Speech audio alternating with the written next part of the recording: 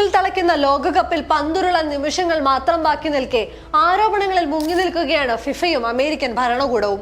ഫുട്ബോളിന്റെ വീറും വാശിയും മാത്രം ഉള്ളിൽ നിറച്ചെത്തിയ യോഗ്യരായ കളിക്കാർക്കാണ് അമേരിക്കൻ മണ്ണ് അസമത്വത്തിന്റെ കൈപ്പേറിയ വിരുന്നൊരുക്കുന്നത്.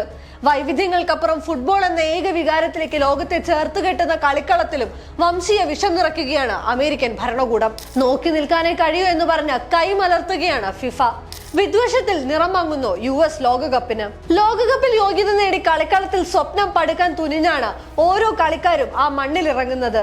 എന്നാൽ സെനഗൽ, ഉസ്ബെക്കിസ്ഥാൻ ടീമുകളിലെ താരങ്ങളെ കാത്തിരുന്നത് അവഹേളനമായിരുന്നു. കളിക്കാരെയും ഉദ്യോഗസ്ഥരെയും വിമാനത്താവളത്തിലും പരിശീലന കേന്ദ്രങ്ങളിലും കർശന പരിശോധനയ്ക്ക് വിധേയരാക്കി.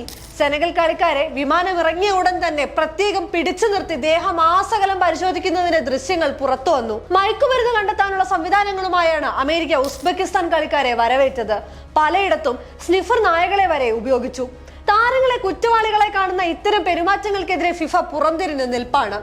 ലോകകപ്പിൽ പങ്കെടുക്കാൻ ഷിക്കാഗോയിലെത്തിയ ഇറാഖ് ദേശീയ ഫുട്ബോൾ ടീമിന്റെ സൂപ്പർ താരം ഐമൻ ഹുസൈനെ 7 മണിക്കൂറാണ് വിമാനത്താവളത്തിൽ ചോദ്യം ചെയ്തത്. ഒടുക്കം ഐമന് US പ്രവേശനം അനുവദിച്ചെങ്കിലും ടീമിന്റെ ഔദ്യോഗിക ഫോട്ടോഗ്രാഫറായ തലാൽ ഷായെ 10 മണിക്കൂർ ചോദ്യം ചെയ്ത ശേഷം തിരിച്ചയച്ചു. ലോകകപ്പിലേക്ക് ഇറാഖിന് യോഗ്യത നേടിക്കൊടുത്ത നിർണായക ഗോൾ സ്വന്തമാക്കിയ താരമാണ് ഹുസൈൻ. 1986 ആദ്യമായി ലോകകപ്പ് കളത്തിലിറങ്ങിയ ഇറാഖിന് 4 പതിറ്റാണ്ടുകൾക്ക് ശേഷം ആ കളം സമ്മാനിച്ച വീരപുരുഷനാണ് ഹുസൈൻ എന്ന് മറന്നുകൂടാ. ലോകകപ്പിൽ റഫറിയാകുന്ന ആദ്യ സൊമാലിയൻ എന്ന ചരിത്ര നേട്ടം സ്വപ്നം കണ്ടാണ് ഒമർ അബ്ദുൽ ഖാദർ അർത്താൻ അമേരിക്കയിലെത്തിയത്.